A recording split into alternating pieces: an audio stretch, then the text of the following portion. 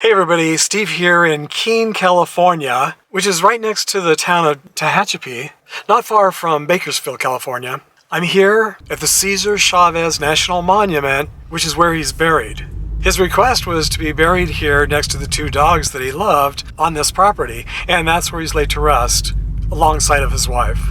I met CESAR Chavez once back in the 1980s in Hollywood, California, where I was working as a freelance photojournalist at the time. And I met and photographed him at a fundraising event.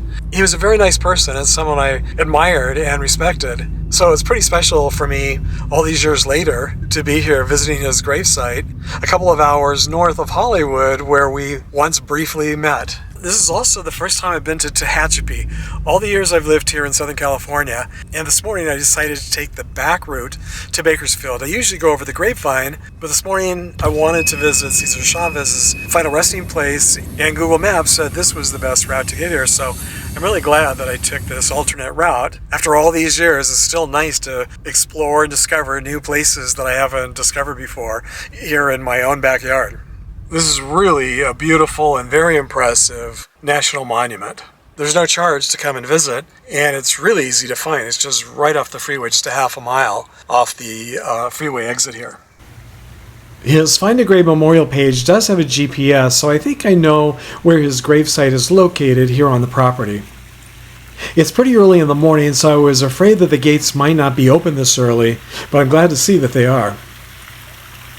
For those of you who might not be familiar with CESAR Chavez, he was a labor leader and civil rights activist who was born March 31st, 1927 in Yuma, Arizona, and died in San Luis, Arizona on April 23rd, 1993 at the age of 66.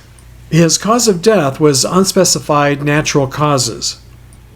Chavez was the co-founder of the National Farm Workers Assn, which later became the United Farm Workers Labor Union.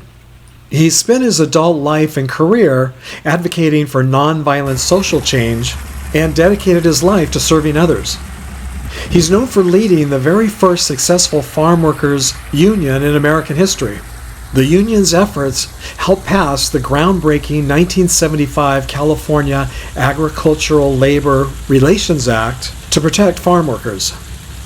Through strikes and boycotts and other means, he helped hundreds of thousands of farm workers here in the U.S. to receive fair wages, medical coverage, pension benefits, humane living conditions, and basic human dignity and respect. This national monument is very impressive and much nicer than I was expecting. His Find a Grave memorial page definitely doesn't do it justice.